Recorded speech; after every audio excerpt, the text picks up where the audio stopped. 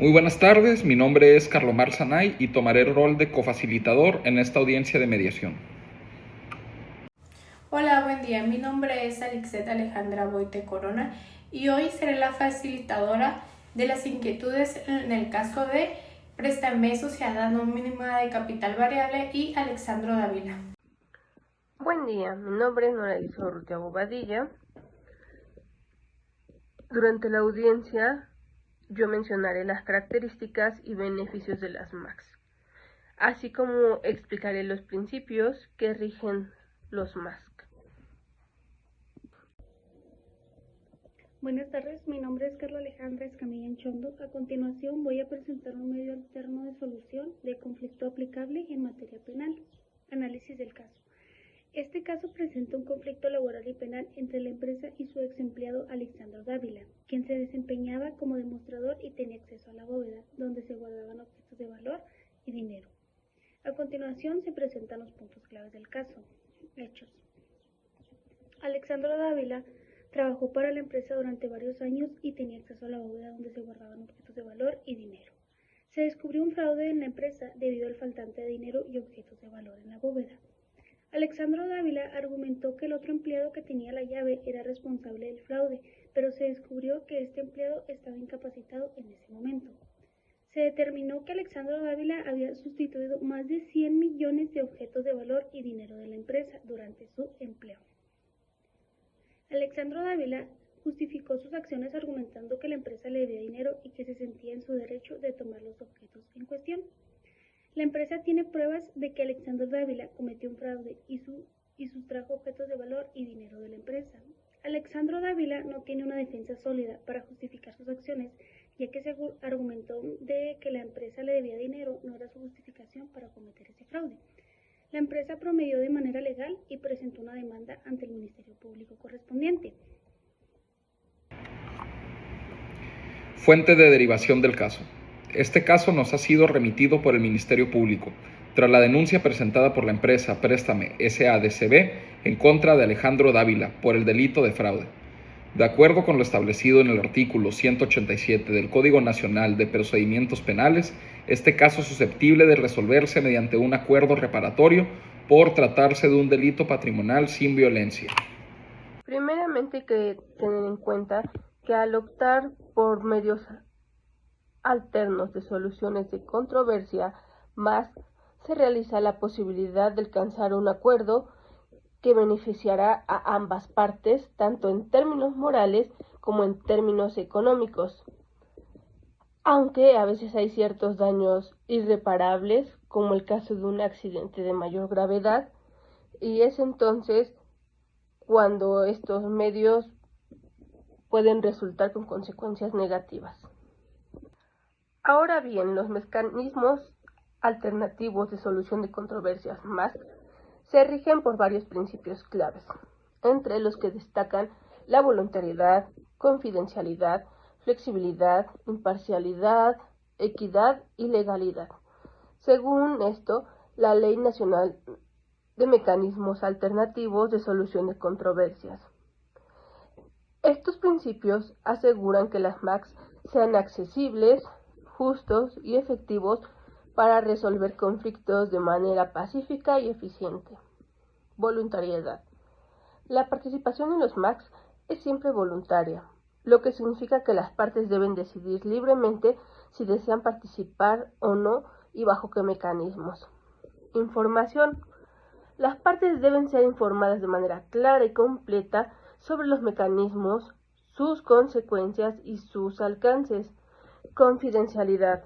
La información compartida durante el proceso de MAC no puede ser divulgada a terceros, protegiendo así la privacidad de las partes. La flexibilidad. Los MAC permiten adaptar los procedimientos a las necesidades específicas de cada caso, evitando formalismos innecesarios. Imparcialidad. Los facilitadores o mediadores deben de ser neutrales y objetivos sin favorecer a ninguna de las partes. Equidad.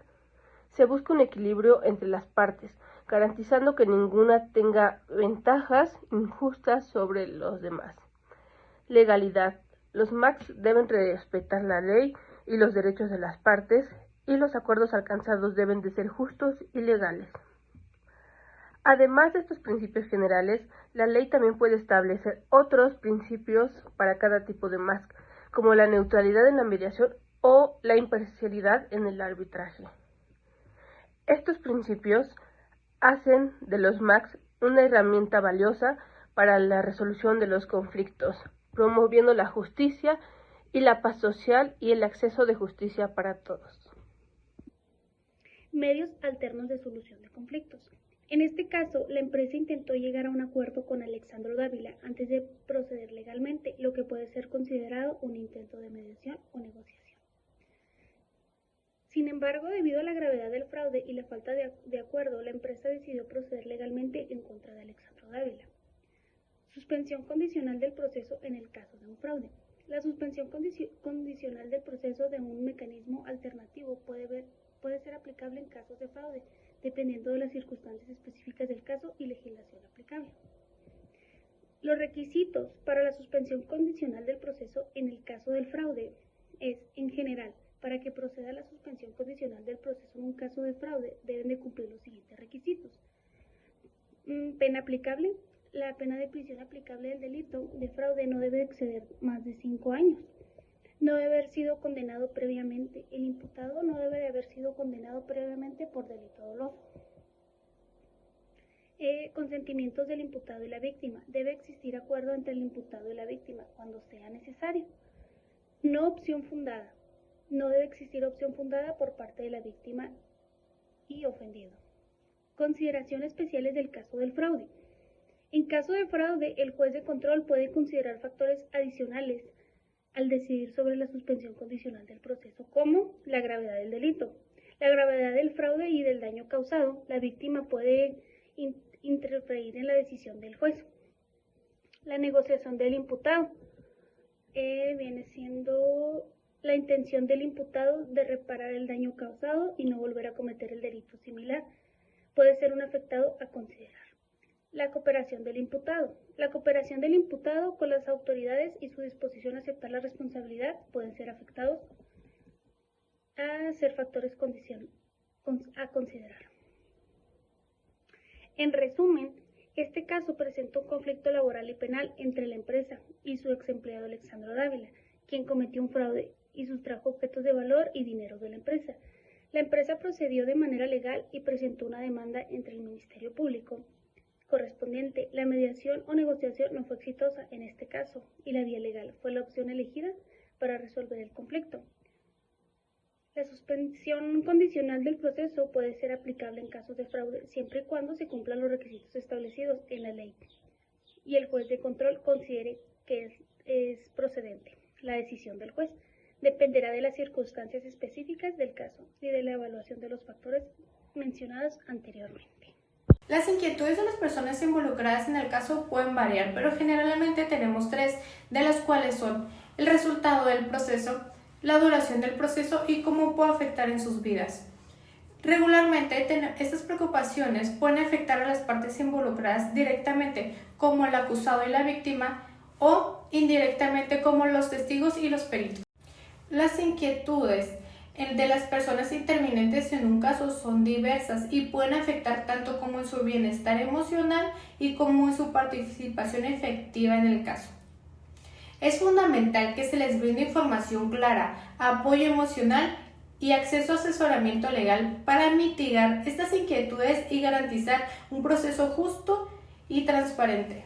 Gracias al análisis en el caso, podemos conocer que el interviniente A, en este caso el señor Pedro Hernández, el representante de la empresa legal, ha experimentado emociones como ira y frustración por el fraude, ha experimentado emociones de preocupación y ansiedad por la pérdida de objetos de valor y sentimientos de traición y desconfianza, ya que este era un empleado de confianza. Esto no solo ha afectado al representante legal, sino a la empresa en general, ya que está en juego todos sus intereses, a sus clientes y proveedores, ya que está en juego la reputación de la empresa. Esto, para el señor Pedro Hernández, lo puede percibir como un acto de deshonestidad y una falta de integridad, y puede sentirse traicionado, enfadado por su abuso de confianza y la posición de la empresa.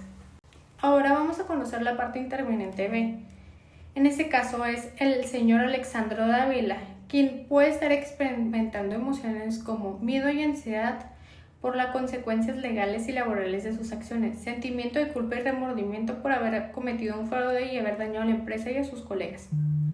Posiblemente una sensación de justificación, ya que ha argumentado que la empresa le debía dinero y que estaba en una situación desesperada.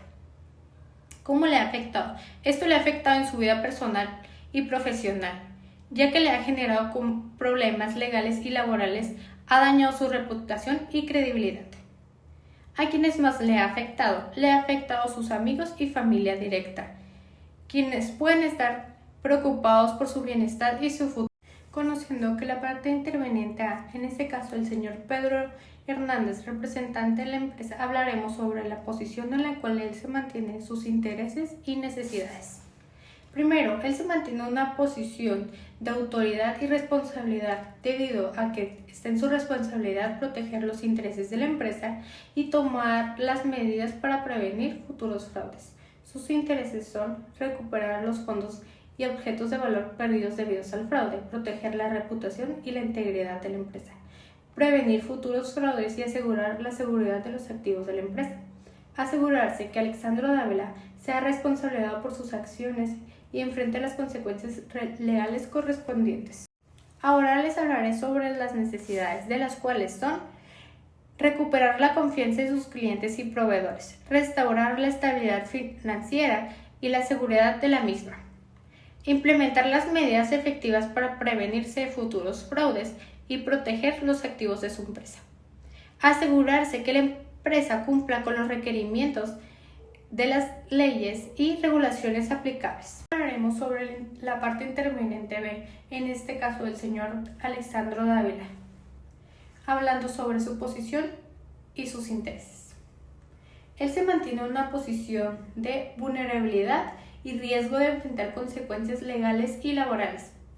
¿Cuáles son sus intereses? Sus intereses son minimizar las consecuencias legales y laborales de sus acciones, proteger su reputación y su futuro laboral, posiblemente intentar justificar o racionar sus acciones para reducir la responsabilidad, asegurarse de que su familia y amigos no se ven afectados negativamente por sus acciones. Labor de las personas cofacilitadoras.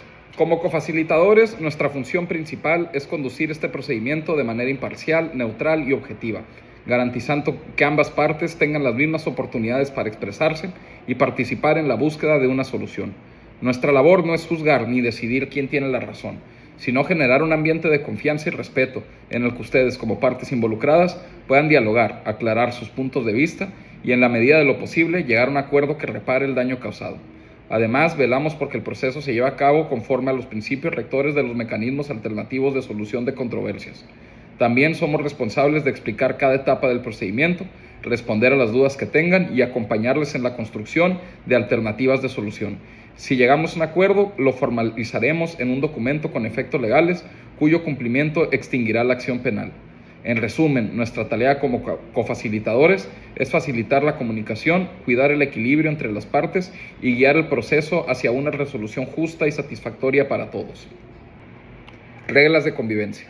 Antes de iniciar con el diálogo es importante establecer algunas reglas básicas de convivencia. Les pedimos mantener respeto mutuo en todo momento, escuchar sin interrumpir cuando la otra parte está hablando, expresarse de manera clara y sincera, concentrarse en el tema que nos reúne hoy.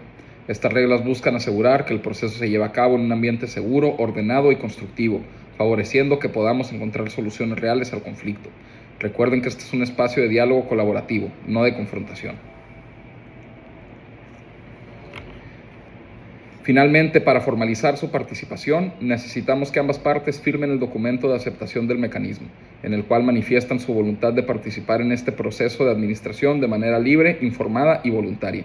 Este documento constituye la base legal que nos permite continuar con el procedimiento y garantiza que todo lo que aquí se acuerde tendrá plena validez jurídica conforme a la Ley Nacional de Mecanismos Alternativos de Solución de Controversias en materia penal.